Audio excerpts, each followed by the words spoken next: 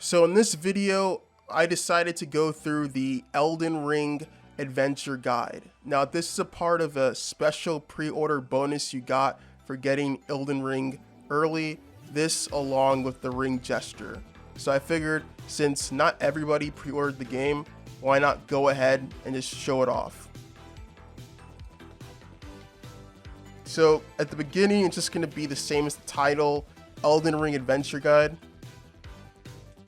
Moving on to the next page is the introduction. A lot of this you're going to get when you start off the game for the first time, so I don't need to reiterate everything. It is there if you want to pause it and read it. Moving on to the next page, we get the lands between, which is, a land once blessed by the Erdtree. That's the Erdtree. Since the Elden Ring was broken, it has been rife with curses and misfortune. So this you're pretty much going to see at the very start of the game. Technically, I'd say the third area, but the first real area of the game, it's going to be right there. And it's very reminiscent of the tree you see in Berserk, the really popular manga and anime from the 90s, if you know what that is, which the creator unfortunately passed away not too long ago.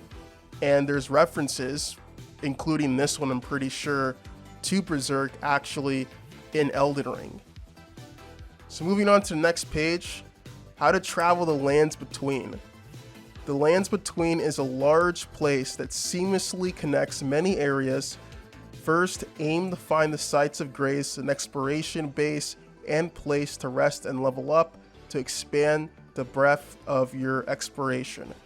So sites of grace are basically bonfires. If you've never played a Souls game before, if you have played a Souls game before, bonfires are exactly what it says, places for you to rest and level up and do stuff with. In Bloodborne, it was the lampshades. So we have Legacy, which is a giant dungeon. We have Mine or Mines, which are mine shafts that have miners as enemies. We also have Caves. It's telling you about how caves can be dark, so you might want to bring a torch, which is good advice because I've seen some footage of some really dark caves. And we also have underground crypts, which basically warns you about the fact that some enemies in these crypts are gonna be statues or pretending to be statues. And they should also watch out for traps in these crypts as well, which is nothing new to Souls games. There's a lot of traps there where you step on a tile and then spikes will shoot out, or you'll get arrows like Indiana Jones coming at you. So next page is going to be the guide for travelers of the lands between. So we have map, which basically tells you about things in the world through your map, self-explanatory. We have sites of grace, which we've already gone over. That's where you level up and you rest. We have sites of grace again, this time just telling you that if you don't know where to go, a site of grace can actually point you in the correct direction through like a kind of stream of light, similar to what you're seeing right there in the mid to left section of the screen. We have Spectral Steed, which is basically the horse you get from Melina called Torrent. We have Expand the map, which is in the middle section of the right side of the screen, which is basically the fact that you can find map fragments, which are going to extend and reveal details about the map. And we have Scarabs, which are basically beetles that you can find in the world, and if you kill them, you'll get seeds that you can use to upgrade your flask. Now, flasks are the reusable items that are in Dark Souls. If you played Dark Souls 1 through 3, in Bloodborne, instead you had blood vials, which were finite items that you had to get into the world either by buying them or getting them from enemies. Whereas flask, you have one-time uses of them and you replenish them usually by going to a bonfire or site of grace. Now, Elden Ring's a little bit different in the way that flasks work, in that your flask or your health can get replenished if you clear out an enemy group in the world, which is really cool in my opinion. So on the next page, just reveals some more details about the game, going from left to right. We have Stakes of Marika, which says if you die there, you can choose to be reborn there. Now, this is a unique feature to Elden Ring. This is the first time, to my knowledge, it's been done in a Souls-based game. Of course, we're including Dark Souls and Bloodborne. The fact that you don't have to be revived at a bonfire or a site of grace or a lampshade. If you find one of these stakes, one of these statues, basically, you can choose to be reborn there and respawn there instead of having to trek all the way back from the previous bonfire that you used. That is a great addition in my opinion. Now, bird's eye telescopes are really cool for finding and seeing things like enemies and items, and also for finding sites of grace. High vantage points are really useful in Elden Ring. Next we have Hugh, hopefully I'm pronouncing that right. It's a blacksmith, forges items, self-explanatory. Moving on to the right side, we have Melina, who helps you, offers a trade with you, gives you a horse, pretty cool. Can turn rune fragments into strength for players, that's useful. We have summoning poles, which are idols used for cooperative and competitive summoning signs and gathering, that's co-op stuff. We have imp statues, which basically there are these keys you can find in the world of Elden Ring, or you can buy them, which you use on these statues and they unlock areas or hidden areas that you can go into to get items. We have Kale, who you can find pretty early into the game, who's a traveling merchant who makes a living off of selling items, and you can go to him and buy items or buy like crafting recipes, so he's useful for that. So moving on to the next page, we have suggested item crafting. With a crafting kit, you can combine materials you gather to make items anytime. Item crafting may open some paths. So we have a gold pickled foul foot, which is a temporary boost in rune acquisition. So basically runes are the souls of Elden Ring, and basically if you kill enemies or you find items, you can use runes to level up and buy equipment and other items in the game. So this item is going to boost the rate at which you get runes. We have the Fur Calling Finger Remedy, which reveals cooperative and competitive summoning signs, which are some of those signs we saw on the previous page. And by the way, you can also buy some of these crafting recipes from Kale. We have Staunching Belusises. I have no idea how to pronounce that.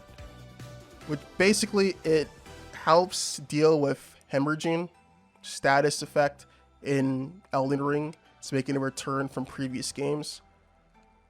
We have Fire Grease, which coats weapons in fire damage, which is similar to Fire Paper in Bloodborne or Lightning Paper.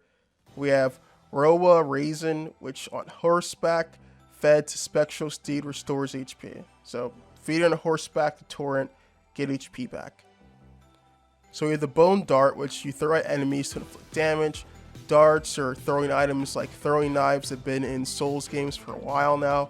We have the Fire Pot, which you throw at enemies to inflict fire damage. We have the Pickled Turtleneck, which grants a temporary boost in stamina recovery. We have the Feather Bone Arrow, which thin whittled animal bone with feather fetchlings. And we have Rainbow Stones, which shine when placed and serve as a guide. Moving on to the next page, we have Limegrave Area Guide, introducing the areas of Limegrave, the setting of the game's opening.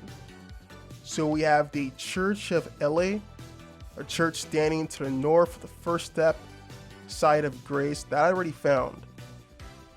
And we have the Merchant Kale, which resides there. We have below that the Agiel Lake, which is a lake named after a dragon that lives in the area, and there's enemies and mines you can find there.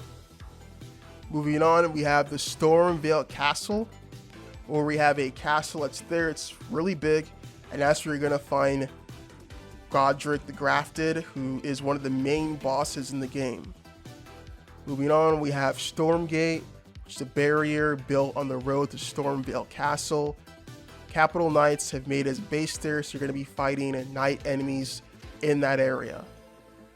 Moving on to the next page, we have the Mistwoods, which are a wooden area. You can find bears there, as you can see on the screen.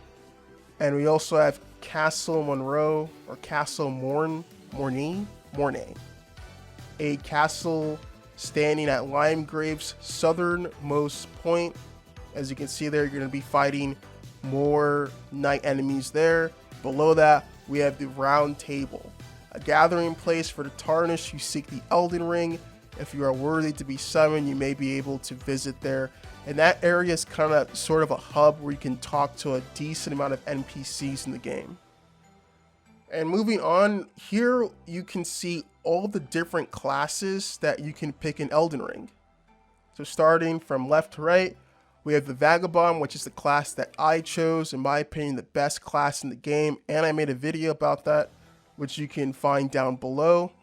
Hero we have, then Warrior, then Samurai, which those four are basically sort of the melee classes of the game. If you want to pick a melee build, it's highly suggested that you pick one of these four. And I have seen a decent amount of people pick Samurai and Vagabond out of these two. I've seen a lot of good katanas in this game. We have the Bandit, the Confessor, the Prisoner, the Astrologer, the Prophet, and of course, the Wretch, which is basically playing this game on hard mode. Next, I don't know who this guy is yet, but he looks really, really cool. Really nice art piece in my opinion, and he's probably going to be a good boss. So I look forward to fighting him. And of course, the last page is going to be just a general map of the lands between. I think that just about wraps it up. I went through the entire adventure guide that you got as a pre-order bonus for getting Elden Ring. Thanks for watching. Make sure to like, comment, subscribe to the channel, and share this video. Thanks for watching. Have a good one.